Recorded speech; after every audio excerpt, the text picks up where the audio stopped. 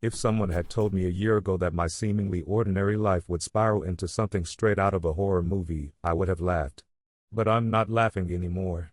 This is the story of how a series of strange, unexplainable events forced me to confront something I never thought I'd believe in. It all started last fall when I moved into an old, two-story house in a quiet neighborhood.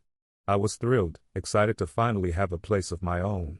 The house was charming, with its creaky wooden floors, stained glass windows, and a spacious attic that added a certain old-world charm. But, as I would soon learn, not all charm is innocent. From the moment I stepped foot in the house, something felt off. At first, I brushed it off as nerves or just adjusting to a new environment. But within days, strange things began to happen. It started small, doors creaking open on their own, faint drafts in rooms where no windows were open, and the inexplicable feeling of being watched. Then came the noises. Late one night, as I was settling into bed, I heard the first sound, soft, deliberate footsteps above me. My bedroom was directly below the attic, and the sound was unmistakable. Someone, or something, was walking up there. I froze, heart pounding. My rational mind tried to make sense of it. It's an old house, I thought. Wood expands, contracts, it's probably just the house settling. But the footsteps didn't sound random. They had a rhythm, a purpose. The next morning, armed with a flashlight and a growing sense of unease, I decided to investigate the attic. The narrow staircase leading up was steep and poorly lit, the air growing colder with each step. When I reached the top, I felt an overwhelming sense of dread. The attic was as ordinary as any other, dusty boxes piled high, cobwebs in every corner, and a single small window that let in a faint stream of sunlight. But there was one thing that caught my attention, a wooden rocking chair positioned in the center of the room. It was odd. Who would leave a rocking chair in the middle of the attic? I approached it cautiously, noticing deep scratch marks on the floor beneath its legs. It looked like the chair had been rocking back and forth for years. I didn't stay long. Something about the attic felt wrong, like I was intruding on a space that didn't belong to me. Over the next few weeks, the noises grew louder and more frequent. It wasn't just footsteps anymore. Sometimes, it sounded like objects being dragged across the attic floor, followed by faint whispers. One night, I finally decided to confront the source of the noises. Armed with a baseball bat, I climbed the attic stairs, adrenaline coursing through me. When I reached the top, the noises stopped.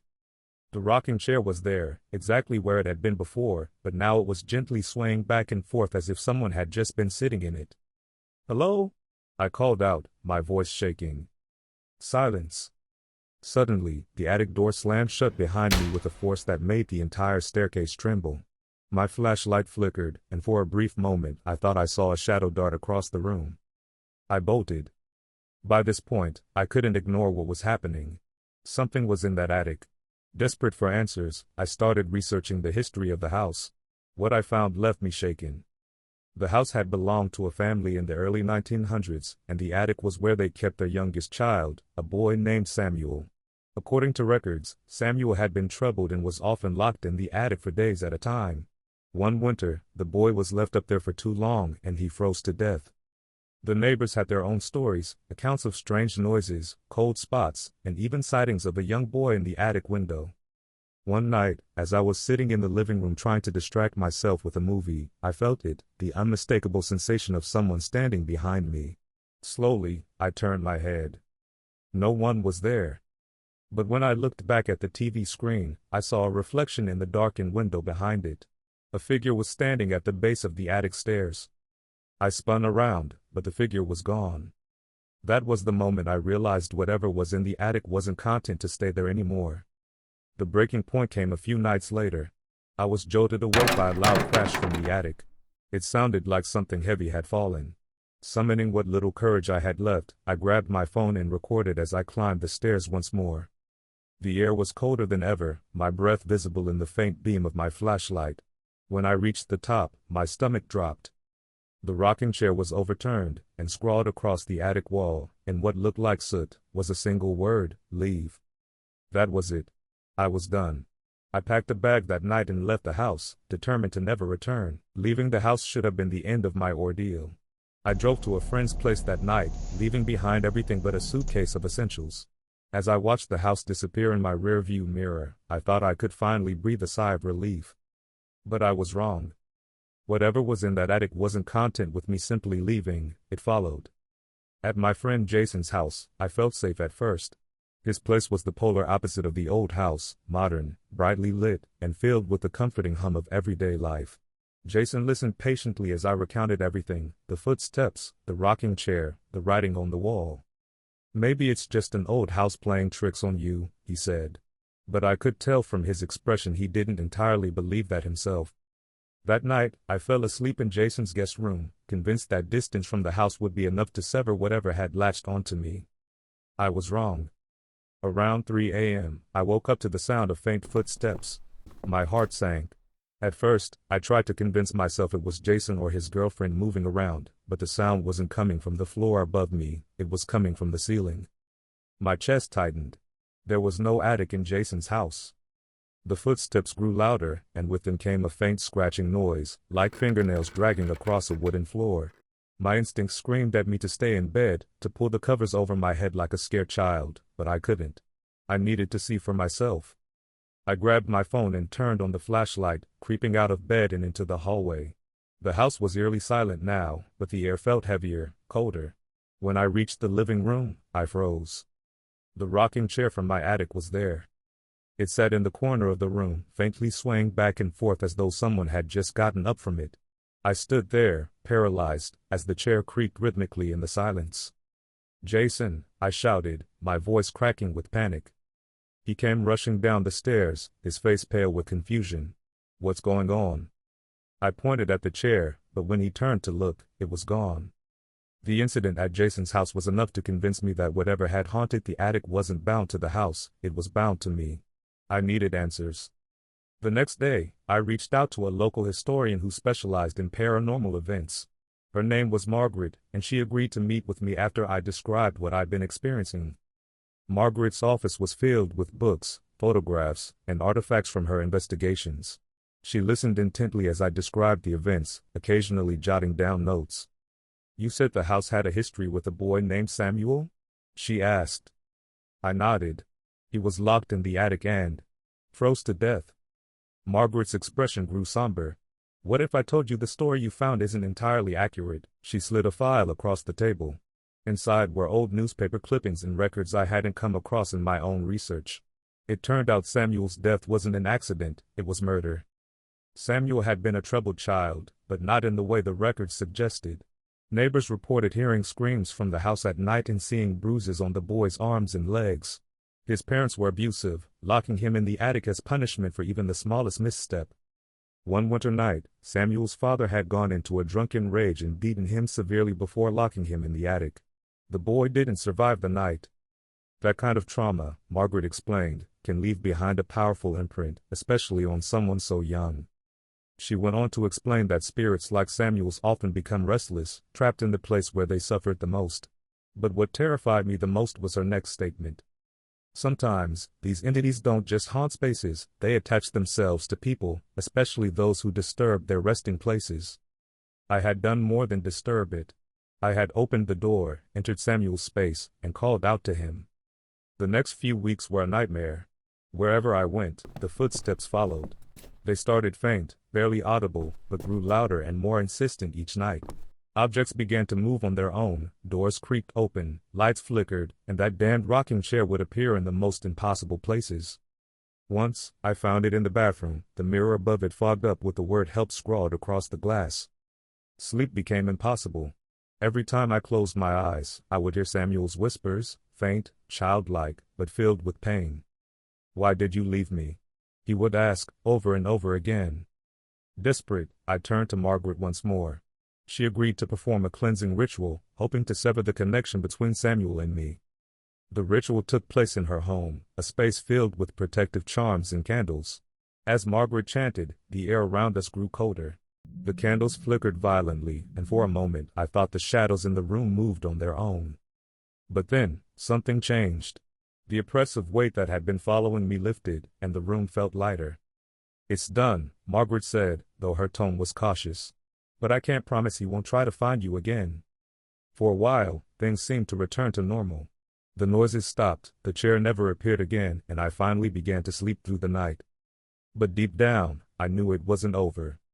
One night, I woke up to find my bedroom door slightly ajar. On the floor, just inside the doorway, was a small handprint in ash. Samuel wasn't gone. If anything, he was angrier than ever. The small handprint in ash was my first warning. Samuel wasn't gone, and he wasn't about to let me forget. The days that followed were a blur of paranoia and dread.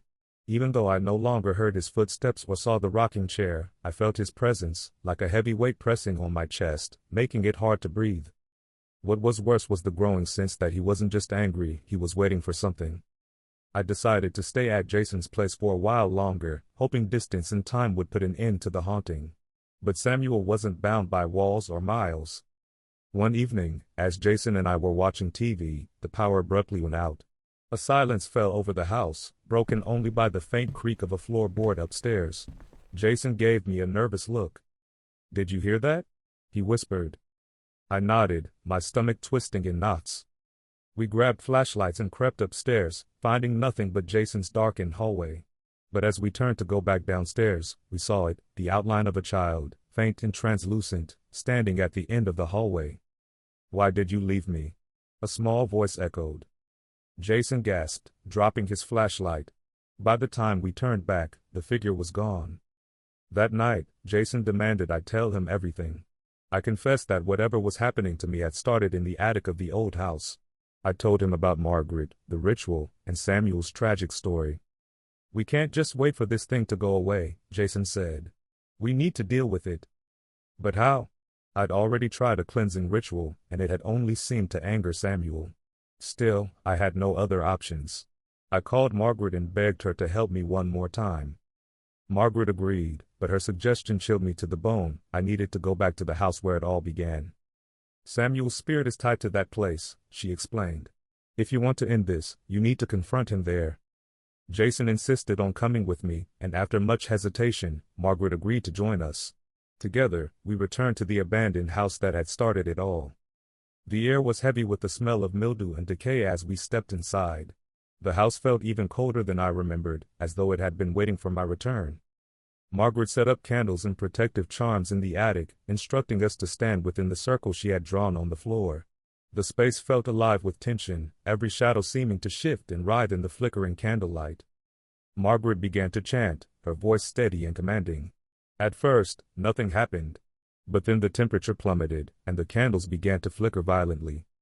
The rocking chair started to move, creaking back and forth as though an unseen force had taken a seat.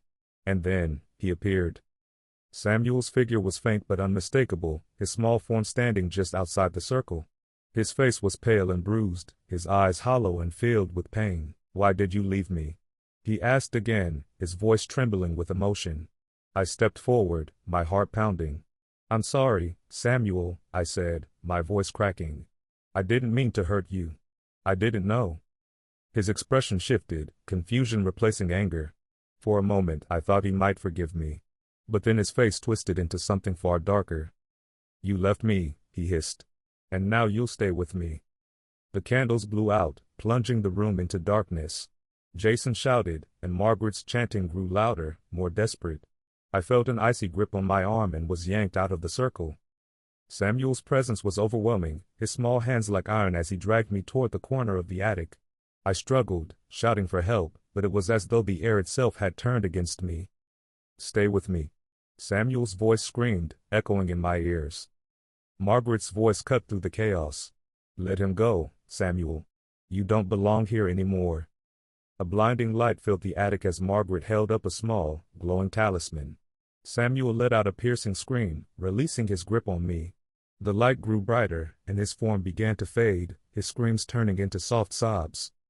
"I just wanted someone to stay," he whispered, his voice barely audible. And then he was gone. The house fell silent. The oppressive weight lifted, replaced by an almost eerie stillness. Margaret collapsed to her knees, exhausted but triumphant. "It's done," she said, her voice barely above a whisper. Jason helped me to my feet, his face pale but relieved. We left the house that night, leaving behind the memories and the horrors that had haunted me for so long. In the weeks that followed, I began to feel like myself again. The footsteps were gone, and I no longer felt Samuel's presence. But I couldn't forget him. Margaret told me that Samuel's spirit had likely moved on, finally free from the pain that had bound him to the attic. I wanted to believe her, but a part of me would always wonder. One day, I returned to the house one final time. The building was set to be demolished, and I wanted to see it before it disappeared forever. As I stood outside, I whispered a quiet apology. "I'm sorry, Samuel. I hope you found peace." And for the first time, I felt a sense of closure. The experience changed me in ways I can't fully explain. I still don't know why I was the one drawn to that attic, or why Samuel chose me. But I've learned to respect the unknown and the boundaries we're not meant to cross. If you ever hear footsteps in an empty attic, remember my story. Some doors are better left unopened, and some spirits are better left undisturbed. Thank you for joining me on this terrifying journey. If you enjoyed this story, don't forget to like, comment, and share. Stay tuned for more spine-chilling tales of the paranormal.